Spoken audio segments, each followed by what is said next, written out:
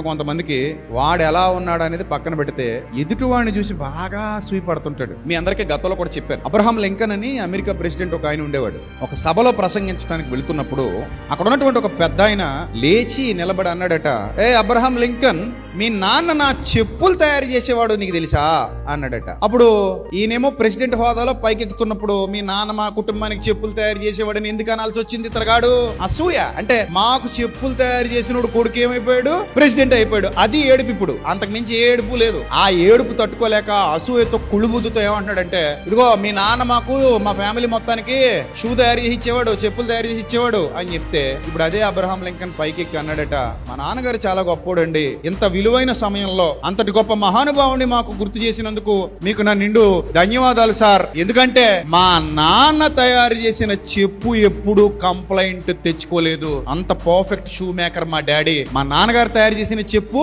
ఎప్పుడు ఎవరిని కరవలేదు. అంత అద్భుతమైన షూ మేకర్ మా డాడీ. అలాంటి గొప్పోని ఇప్పుడు నాకు గుర్తు చేసినందుకు మీకు నా ధన్యవాదాలు సార్ అన్నాడట. ఇప్పుడు ఏమైంది? పుండు మీద కారం చెల్లినట్టు అతగాడికి లోపల కడుపు మంట మొదలైపోయింది అనమాట. ఎందుకు? అవమానించాలని వచ్చాడు, కానీ తిరిగి ఏమైపోయింది? ఇతనే అవమానపడ్డాడు. అందరిలోనూ ఆయన చప్పట్లు కొట్టించుకున్నాడు, ఇతగాడు మాత్రం హేళన పాలయ్యాడు. అలాంటి దుస్థితి కొని తెచ్చుకున్నాడు. అందుకే ఎప్పుడు కూడా లోపల ఉండే దుర్బుద్ధి, లోపల పెంచుకునే అసూయ, లోపల పెంచుకునే కుళ్ళు బుద్ధి ఎప్పటికీ మీకు దండయిదది నిజం. అది మీకు ఐశ్వర్యంగా దరిద్రం, అది ఉన్నది పోతుంది దాని వల్ల. అందుకే అవమానాన్ని పూదండగా మార్చుకున్నాడు ఇక్కడ అబ్రహాం లింకన్ అని ఆయన.